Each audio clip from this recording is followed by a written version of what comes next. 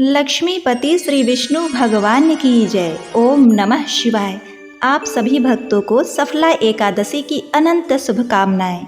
यह एकादशी अपने नाम के अनुरूप ही अपने भक्तों के जीवन को खुशियों और सफलता से भर देती है। कहा जाता है कि इस पावन तिथि पर भगवान विष्णु और माता लक्ष्मी की श्रद्धा से उपासना करने वाले साधकों को हर क्षेत्र में अपार सफलता और सुख की प्राप्ति होती है। गर्ग संहिता में नारद मुनि राजा बहुलाश्व से कहते हैं कि जिस तरह नागों में शेषनाग, पक्षियों में गरुड़, ग्रहों में सूर्य चंद्र, यज्ञों में अश्वमेध और देवताओं में भगवान विष्णु श्रेष्ठ हैं, उसी प्रकार व्रतों में एकादशी व्रत सर्वश्रेष्ठ है। यह व्रत तप और भक्ति का अद्भुत संगम है, जो कठिन अवश्य है परंतु इसका फल अद्भुत और अनुपम है। तो प्रिय भक्तगणों, भगवान श्री हरि की कृपा प्राप्त करने वाली सफला एकादशी व्रत कथा का श्रवण करते हैं। अर्जुन ने कहा, हे मधुसूदन, अब आप पौष मास के कृष्ण पक्ष की एकादशी की महिमा कथा को बताने की कृपा करें। अर्जुन की जिज्ञासा सुनकर श्री कृष्ण भगवान ने कहा, हे कुंती पुत्र, तुम्हारे प्रेम के कारण मैं तुम्हारे प्रश्नों का विस्तार सहित उत्तर देता हूँ। पौष मास कृष्ण पक्ष की एकादशी का नाम सफला है। हे पांडु नंदन, मैं यज्ञ और दान से उतना प्रसन्न नहीं होता जितना अपने भक्तों द्वारा एकादशी व्रत का पालन और कथा श्रवण करने से प्रसन्न होता हूँ। मनुष्य को 5 सहस्त्र वर्ष तपस्या करने से जिस फल की प्राप्ति होती है, वही पुण्य फल श्रद्धा पूर्वक रात्रि जागरण सहित सफला एकादशी का उपवास करने से मिलता है। हे कुंती नंदन, अब तुम सफला एकादशी की कथा ध्यान पूर्वक सुनो। प्राचीन समय में चंपावती नगरी में महिष्मान नामक एक राजा राज करता था। उसके 4 पुत्र थे। उसका सबसे बड़ा लुम्पक नाम का पुत्र महापापी और दुष्ट था। वह सदैव पर स्त्री गमन में तथा वेश्याओं के यहाँ जाकर अपने पिता का धन खर्च किया करता था। देवता, ब्राह्मण, वैष्णव आदि सुपात्रों की निंदा करके वह अति प्रसन्न होता था। सारी प्रजा उसके कुकर्मों से बहुत ही दुखी थी, परंतु युवराज होने के कारण सब चुपचाप उसके अत्याचारों को सहन करने को विवश थे और किसी में भी इतना साहस नहीं था कि कोई राजा से उसकी शिकायत करता। परंतु बुराई अधिक समय तक पर्दे में नहीं रहती। एक दिन राजा महिष्मान को लुम्पक के कुकर्मों का पता चल गया। तब राजा अत्यधिक क्रोधित हुआ। उसने लुम्पक को अपने राज्य से निकाल दिया। पिता द्वारा त्यागने से लुम्पक को और सभी ने भी त्याग दिया। अब वह सोचने लगा कि मैं क्या करूं। राजा के डर से कोई मित्र या स्नेही भी उसके साथ नहीं रहा। अपने राज्य से बाहर लुम्पक एक घनघोर जंगल में चला गया। राज्य से निकलने के बावजूद भी उसके मनोवृत्ति में कोई परिवर्तन नहीं आया। उसने अपने पिता को कोसते हुए कहा कि मेरे पिता ने मुझे अपने राज्य से निकाल तो दिया, लेकिन मैं उनका राज्य ही लूट लूँगा। अंत में उसने रात्रि को पिता के राज्य में चोरी करने की ठानी। वह दिन में राज्य से बाहर रहने लगा और रात्रि को अपने पिता की नगरी में जाकर चोरी तथा अन्य बुरे कर्म करने लगा। रात में वह जागकर नगर के निवासियों को मारता तथा कष्ट देता। वन में वह निर्दोष पशु पक्षियों को मारकर उनका भक्षण किया करता था। किसी किसी रात जब वह नगर में चोरी आदि करते पकड़ा भी जाता तो राजा के डर से पहरेदार उसे छोड़ देते थे। कहते हैं कि कभी कभी अनजाने में भी प्राणी ईश्वर की कृपा का पात्र बन जाता है। प्रिय भक्तों, ऐसा ही कुछ लुम्पक के साथ भी हुआ। जिस वन में वह रहता था, वह वन भगवान विष्णु को बहुत ही प्रिय था। उस वन में एक प्राचीन पीपल का वृक्ष था तथा उस वन को सभी लोग देवताओं का निवास स्थल मानते थे। वन में उसी पीपल वृक्ष के नीचे महापापी लुम्पक रहा करता था। इस प्रकार कुछ समय बीत गया। आखिरकार एक दिन उसके जीवन में एक चमत्कारी परिवर्तन आया और वह दिन था सफला एकादशी का। एकादशी के दिन पहले दशमी को लुम्पक पूरी रात ठंड के कारण सो नहीं पाया। उसके पास सोने और ओढ़ने के लिए पर्याप्त वस्त्र नहीं थे और पौष मास में बढ़ते हुए शीतलहरों के कारण उसका शरीर स्थिर पड़ने लगा। इस प्रकार लुम्पक तेज ठंड से मूर्छित हो गया। ठंडे के कारण वह रात को सो न सका और उसके हाथ पैर अकड़ गए। वह रात बड़ी कठिनाई से बीती, किंतु सूर्य के उदय होने पर भी उसकी मूर्छा नहीं टूटी। वह ज्यों का त्यों पड़ा रहा। अब सफला एकादशी की दोपहर तक वह पापी मूर्छित ही पड़ा रहा। जब सूर्य के तपने से उसे कुछ गर्मी मिली, तब दोपहर में कहीं उसे होश आया और वह अपने स्थान से उठकर किसी प्रकार लंगड़ाते हुए चलते हुए वन में भोजन की खोज में फिरने लगा। उस दिन वह शिकार करने में असमर्थ था, इसीलिए पेड़ से टूटकर पृथ्वी पर गिरे हुए फलों को लेकर पीपल के वृक्ष के नीचे आ गया। तब तक सूर्यास्त होने वाला था। उसको भूख होने के बाद भी वह उस फल को न खा सका, क्योंकि कहाँ तो वह नित्य जीवों को मारकर उनका मांस खाता था और कहाँ फल। उसे फल खाना तनिक भी अच्छा नहीं लगा। अतः उसने उस फलों को पीपल के जड़ के पास रख दिया और दुखी होकर वह अपने इस दुर्दशा पर पछतावा करते हुए पीड़ा से आर्त भाव से लुम्पक प्रार्थना करने लगा। उसने कहा, हे प्रभु, मेरी क्या स्थिति हो गई? अब मैं क्या करूं? कहाँ जाऊं? श्री हरि, आप मेरे ऊपर दया करें और इन फलों को स्वीकार करें। इस प्रकार प्रार्थना करते हुए उसने भगवान को फलों का भोग लगा दिया। उस एकादशी की रात्रि भी ठंडी के कारण वह सो नहीं पाया, लेकिन परम दयालु भगवान मधुसूदन लुम्पक द्वारा अर्पित किए गए फलों से इतने प्रसन्न हो गए कि अनजाने में ही सही, किंतु लुम्पक ने सफला एकादशी के व्रत का पालन किया था।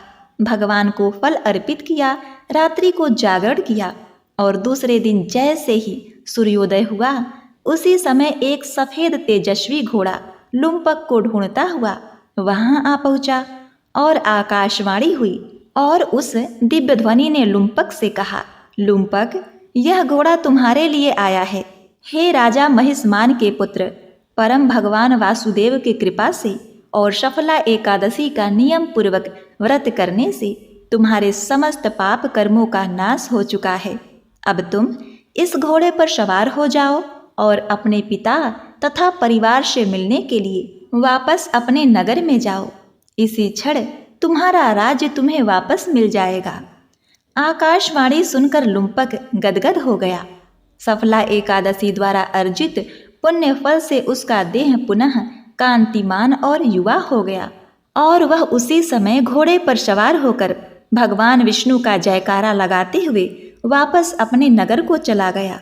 भगवान की कृपा से उसने राज में वापस आकर पुनः अपने राजकुमार होने का दायित्व संभाला। जब उसके पिता ने लुम्पक को सभी वैष्णव गुणों से संपन्न पाया तो उन्हें अत्यंत ही हर्ष हुआ और उन्होंने राज्य अपने बड़े पुत्र लुम्पक को सौंप दिया और लुम्पक ने अनेकों वर्षों तक सुखपूर्वक राज्य किया। भगवान श्री विष्णु की कृपा से उसने एक सुंदर राजकुमारी से विवाह किया और उसे पुत्र भी प्राप्त हुआ। जब उसका पुत्र बड़ा हुआ तब उसने अपने पिता की तरह अपने पुत्र को अपना राज सौंप दिया और जीवन की परम गति को प्राप्त करने के लिए वन में चला गया तथा भगवान विष्णु का ध्यान करते हुए भौतिक शरीर का त्याग करने के बाद उसे बैकुंठ लोक की प्राप्ति हुई। भगवान श्री कृष्ण कहते हैं, हे कुंती नंदन, जो भी व्यक्ति इस प्रकार मेरी शरण में आता है वह हर प्रकार के कष्टों और दुखों से मुक्त हो जाता है और जो मनुष्य सफला एकादशी के व्रत कथा का श्रवण भी करता है तो उसे भी राजसूय यज्ञ करने जैसा पुण्य फल प्राप्त होता है। हे पार्थ, जो मनुष्य श्रद्धा व भक्ति पूर्वक इस सफला एकादशी का उपवास करते हैं उनके सभी पाप नष्ट हो जाते हैं और अंत में मुक्ति प्राप्त होती है। हे अर्जुन, जो मनुष्य इस सफला एकादशी के महात्म को नहीं समझते उन्हें पूंछ और सिंघों से विहीन पशु ही समझना चाहिए। तो प्रेम से बोलिए लक्ष्मी नारायण श्री विष्णु भगवान की जय। प्रिय भक्तों, आज बहुत ही दुर्लभ शिववास योग का संयोग बन रहा है। एकादशी का पूर्ण फल प्राप्ति के लिए भगवान विष्णु के साथ भोलेनाथ की कथा का श्रवण अवश्य करें। प्रिय भक्तों, कथा को शुरू करने से पहले आपसे निवेदन करते हैं, कथा अच्छी लगे तो आप हमारे वीडियो को लाइक करके कमेंट में हर हर महादेव, जय भोलेनाथ अवश्य लिखिएगा। प्राचीन काल की बात है, एक नगर में एक अत्यंत ही गरीब व्यापारी रहा करता था। उस व्यापारी का नाम उमा शंकर था, जो किसी तरह से दिन रात मेहनत करके, मजदूरी करके अपने घर परिवार का पालन पोषण करता था। उसे मजदूरी में दिन भर काम करने के बाद 20 रुपए मिलते थे।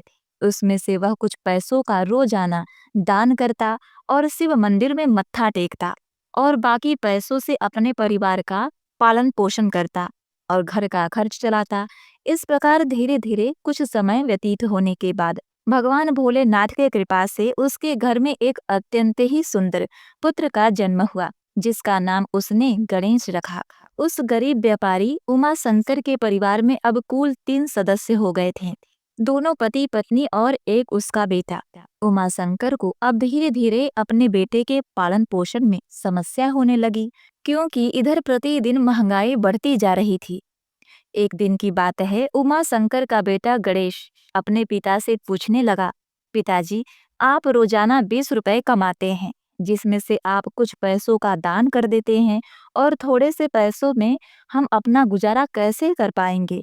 उमा शंकर को चुप देखकर उसकी पत्नी ने अपने बेटे से कहा, बेटा कोई बात नहीं, तुम्हारे पिताजी रोज 20 रुपए कमाते हैं और उसमें से कुछ पैसों का दान कर देते हैं। यह सब दान तुम्हारे लिए ही तो करते हैं, दूसरे के लिए नहीं।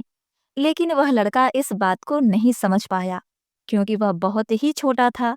प्रिय भक्तों, इसी तरह कुछ समय व्यतीत हुआ और उमा शंकर का बेटा अब धीरे धीरे बड़ा होने लगा। उस बेटे की उम्र अब 9 वर्ष की हो गई। एक दिन की बात है, जब उमा शंकर काम करके शाम के समय अपने घर वापस लौट रहा था, तभी रास्ते में नदी पार करते समय नौका डूब जाने से उमा शंकर की वहीं पर मृत्यु हो गई। जब उसकी पत्नी और उसके बेटे को उसकी मृत्यु की समाचार मिली तो उसे बड़ा ही दुख हुआ। फिर इस प्रकार अपनी माँ को रोते बिलखते देखकर उमा शंकर के बेटे गणेश ने अपनी माँ से कहा, माँ, हमारे पिताजी कहाँ चले गए। तब उसकी पत्नी ने कहा, बेटा, तुम्हारे पिता भगवान शिव जी के धाम चले गए हैं। तब बेटे ने कहा, जब पिताजी थे तो रोजाना 20 रुपए कमाते थे और कुछ रुपए बचत करते थे और बाकी के रुपए से दान पुण्य करते थे। माँ, अब हमारा पालन पोषण कौन करेगा, कैसे हमारा पेट भरेगा। फिर माँ ने अपने बेटे से कहा, हे पुत्र, जिस घर में गरीबी होती है उसका कोई सहारा नहीं होता, उसे सभी दूर भगाते हैं। गरीबों का सिर्फ भगवान सहारा होता है। मैं तो शिव शंकर से रूठी हूँ, किंतु तू उनकी भक्ति कर। मुझे विश्वास है कि हमारे इस दुख से भगवान भोलेनाथ उद्धार अवश्य करेंगे। अपनी माँ को इस तरह विलाप करते हुए देखकर वह छोटा सा नन्हा बालक गणेश अपनी माँ से कहने लगा, हे माँ, मैं तुझे इस तरह दुखी नहीं देख सकता। तू चिंता मत कर, मैं भगवान शिव शंकर के पास जाऊंगा। मैं अपने पिता को वापस लेकर आऊंगा। हमारी गरीबी देखकर भगवान भोलेनाथ को हमारे ऊपर अवश्य ही दया आ जाएगी और वह हमारे पिता को मेरे साथ जरूर भेज देंगे। प्रिय भक्तों, उस छोटे से बच्चे गणेश की बात पर उसकी माँ ने ध्यान नहीं दिया। फिर एक दिन की बात है, उस गरीब आदमी उमा शंकर की पत्नी अपनी बेटे गणेश को घर पर अकेला ही छोड़कर गांव में काम करने के लिए चली गई। उधर उसका बेटा गणेश मन में सोचने लगा कि मैं शिव शंकर जी के पास जाता हूँ और अपने पिताजी को लेकर आता हूँ। ऐसा सोचकर गणेश अपने पिता को लाने के लिए अपने घर से चल देता है। गणेश को चलते चलते काफी समय व्यतीत हो गया। फिर उसे थकान का अनुभव होने लगा। तब वह एक बहुत ही विशाल बरगद के पेड़ को देखकर उसकी छाया में जाकर बैठ गया। तब उस बरगद के पेड़ ने इंसानी आवाज में कहा, हे बेटे, तुम कहाँ जा रहे हो और कहाँ से आ रहे हो? मेरी छाया में आज तक तुम्हारे जैसा कोमल सुकुमार बालक नहीं आया है। तुम्हारे शरीर से एक दिव्य आभा प्रकट हो रही है। फिर उस गणेश बालक ने कहा, मैं एक गरीब व्यापारी उमा शंकर का बेटा हूँ। मेरे पिताजी मुझे छोड़कर भगवान शिव शंकर जी के पास चले गए हैं और अब मैं अपने पिताजी को लाने के लिए शिव शंकर जी के पास जा रहा हूँ। उस बरगद के पेड़ ने जब उसकी मुख से यह बात सुनी तो उसने कहा, हे बेटा, यदि तू भोलेनाथ के पास जा रहा है तो भोलेनाथ से तुम मेरा एक प्रश्न पूछकर आना कि मैं कई वर्षों से यहाँ पर लगा हूँ लेकिन मेरा एक भी पत्ता जमीन पर नहीं गिरता और ना ही मेरी डालियां सूखती। मैं कितने वर्षों तक यहाँ पर खड़ा रहूंगा? मैंने अपने पूर्व जन्म में कौन सा पाप किया था जिस कारण से मुझे इस योनि से मुक्ति ही नहीं मिल पा रही? इसका कौन सा कारण है? तब उस लड़के गणेश ने कहा, ठीक है। इतना कहकर गणेश वहां से चला जाता है। चलते चलते रास्ते में एक इच्छाधारी सर्प मिला।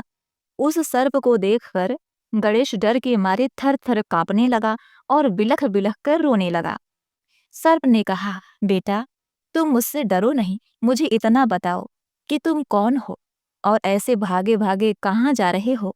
तुम्हारे शरीर से बड़ी ही दिव्य ऊर्जा आ रही है जो मुझे बड़ी ही मोहित कर रही है। गणेश हिम्मत करते हुए उस सर्प के पास गया और हाथ जोड़कर कहने लगा, हे सर्पराज, मैं गरीब व्यापारी उमा शंकर का बेटा हूँ और मैं भगवान शिव जी के पास अपने पिताजी को लाने के लिए जा रहा हूँ। उस सर्प ने कहा, बेटा, तुम भोलेनाथ से मेरा एक प्रश्न पूछकर आना कि मैं कई वर्षों से यहाँ पर पड़ा हूँ।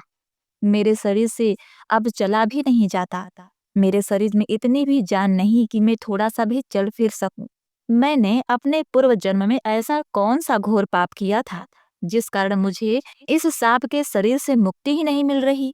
तब उस गणेश लड़के ने कहा, ठीक है, मैं भगवान भोलेनाथ से तुम्हारा यह प्रश्न अवश्य ही पूछ कर आऊंगा। प्रिय भक्तों, इतना कहकर वह लड़का गणेश आगे चलने लगा। फिर चलते चलते थोड़ी दूर पर उसे रास्ते में एक किसान मिला।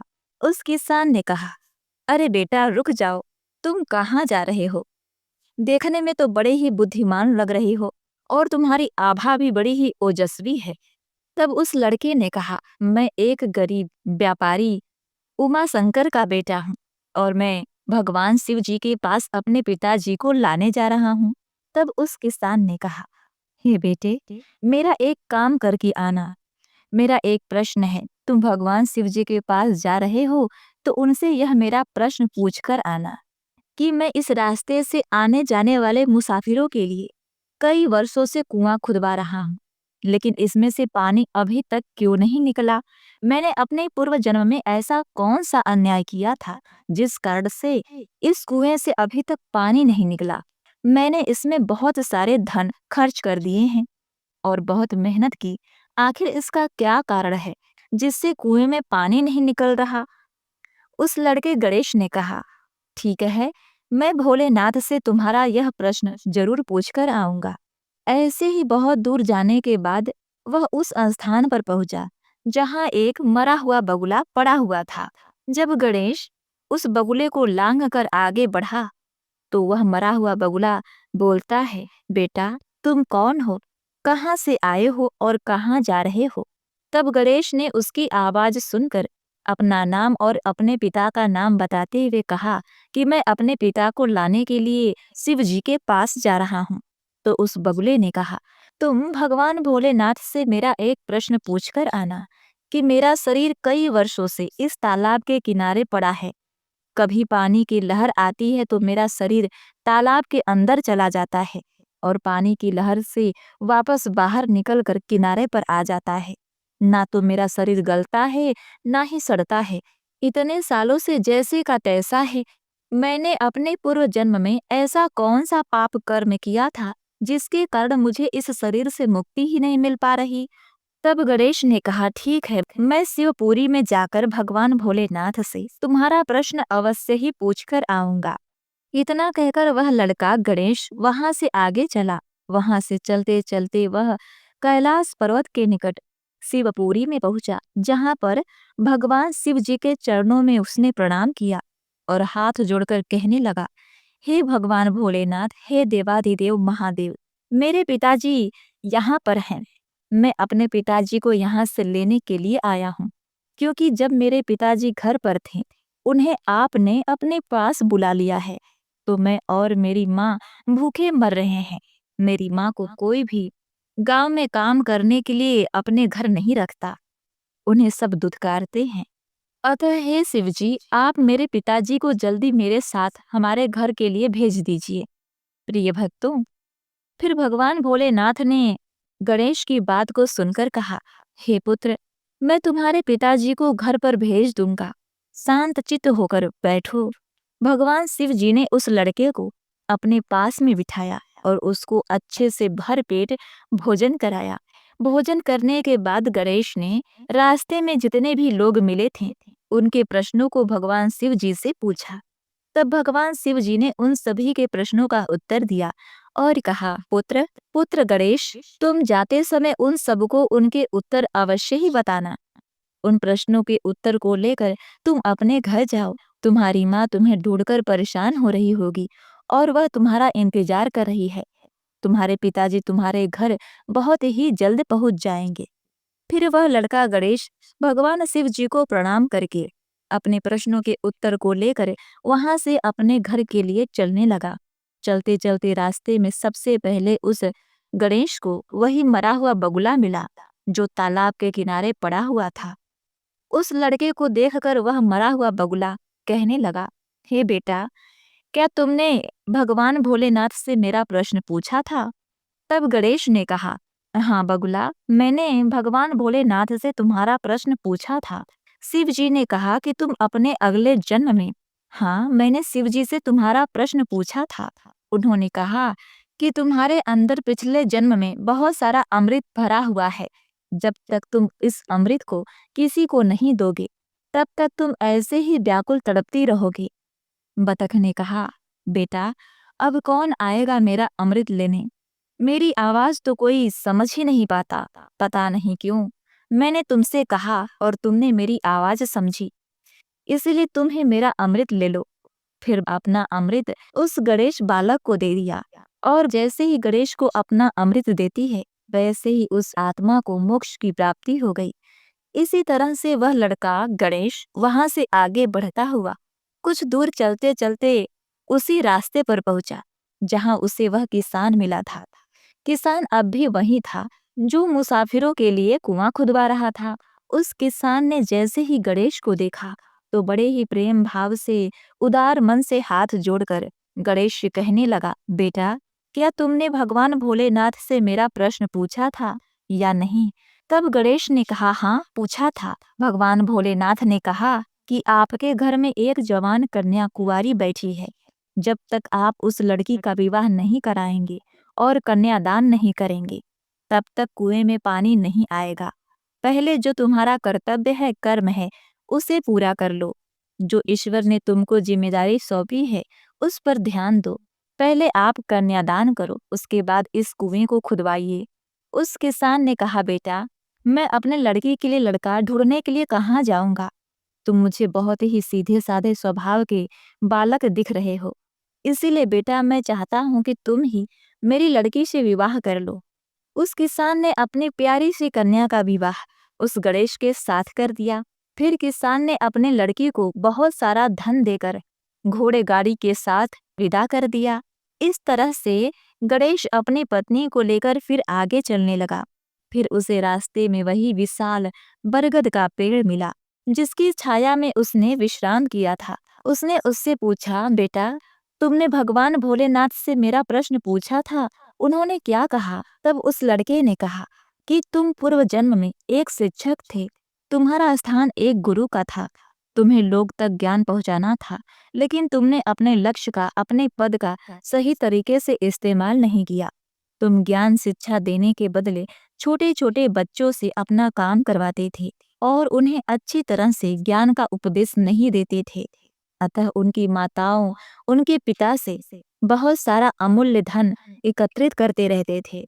तुम पूर्व जन्म में बहुत ही विद्वान और ज्ञानी थे, परंतु तुमने उन बच्चों को शिक्षा नहीं दी और उसके बदले बहुत सारा धन उनके माता पिता से हड़पा है।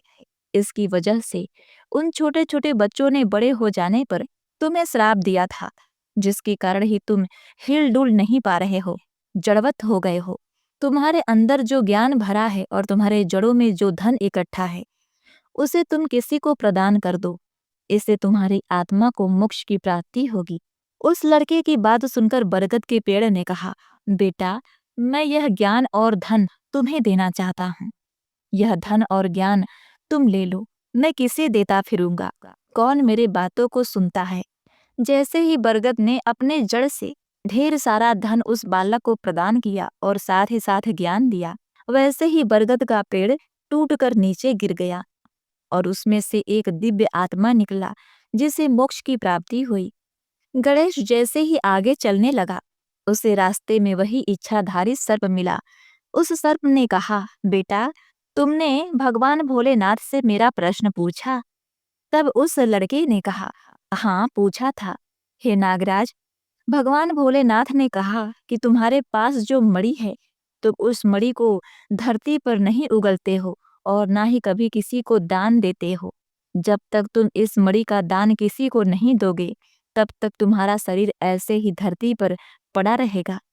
फिर उस सर्प ने कहा, हे बेटे, मैं यह नागमणि अब किसको दूं? मुझे तो देखकर लोग दूर ही भाग जाएंगे। यहाँ से मैं हिल डुल भी नहीं सकता। इस नागमणि को तुम ही ले लो। फिर उस सर्प ने अपनी नागमणि उस लड़के को दे दिया। जैसे ही सर्प ने नागमणि उस लड़के को दिया, वैसे ही उसकी आत्मा को सर्प की शरीर से मुक्ति प्राप्त हो गई।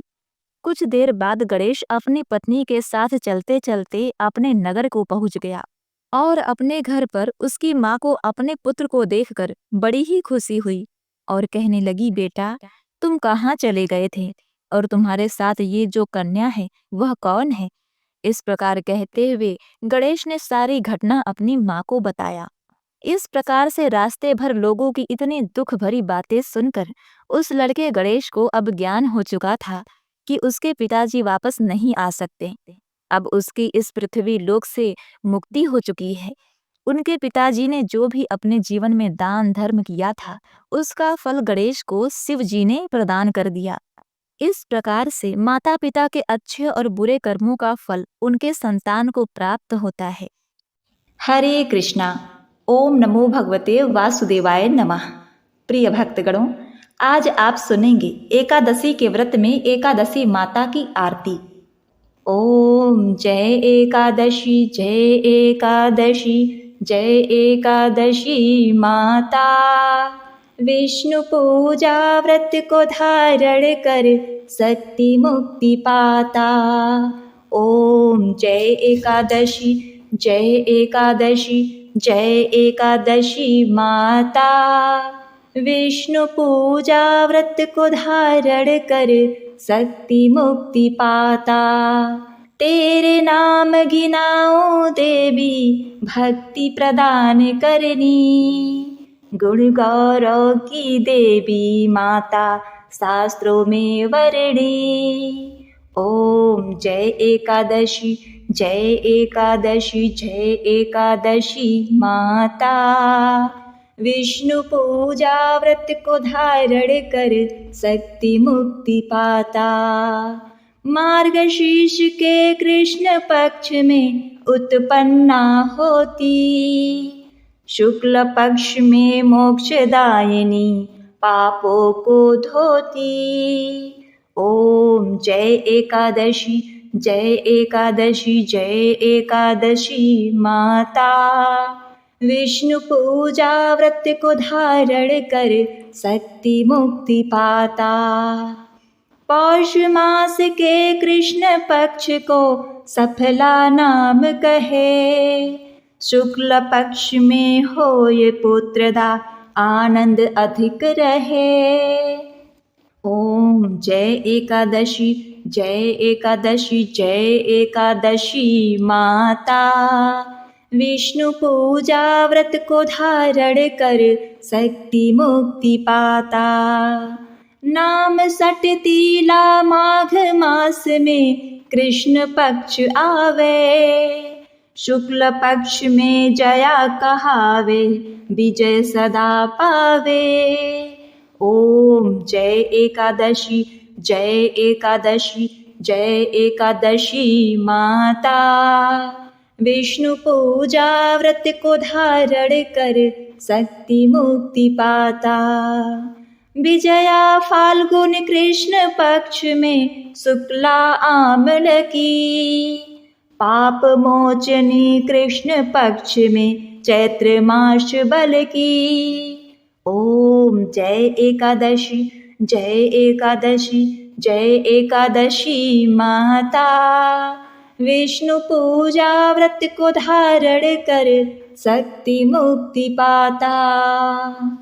चैत्र शुक्ल में नाम कामदा धन देने वाली, नाम बरुथनी कृष्ण पक्ष में वैशाख माह वाली। ओम जय एकादशी जय एकादशी जय एकादशी माता। विष्णु पूजा व्रत को धारण कर शक्ति मुक्ति पाता। शुक्ल पक्ष में होय मोहिनी अपराज्येष्ठ कृष्ण पक्षी, नाम निर्जला सब सुख करनी शुक्ल पक्ष रखी। ओम जय एकादशी जय एकादशी जय एकादशी माता। विष्णु पूजा व्रत को धारण कर शक्ति मुक्ति पाता। योगिनी नाम आषाढ़ मास में जानो कृष्ण पक्ष वर्णी, देवशयनी नाम कहायो शुक्ल पक्ष धरणी। ओम जय एकादशी जय एकादशी जय एकादशी माता। विष्णु पूजा व्रत को धारण कर शक्ति मुक्ति पाता। कामिका श्रावण मास में आवे कृष्ण पक्ष कहिए, श्रावण शुक्ल होय पुत्रदा आनंद से रहिए। ओम जय एकादशी जय एकादशी जय एकादशी माता। विष्णु पूजा व्रत को धारण कर शक्ति मुक्ति पाता। अजा भाद्रपद कृष्ण पक्ष की परिवर्तिनी शुक्ला, इंदिरा अश्विन कृष्ण पक्ष में व्रत से भवसागर निकला। ओम जय एकादशी जय एकादशी जय एकादशी माता। विष्णु पूजा व्रत को धारण कर शक्ति मुक्ति पाता। पापांकुशा है शुक्ल पक्ष में पाप हरण हारी, रमा मास कार्तिक में आवे सुखदायक भारी। ओम जय एकादशी जय एकादशी जय एकादशी माता। विष्णु पूजा व्रत को धारण कर शक्ति मुक्ति पाता।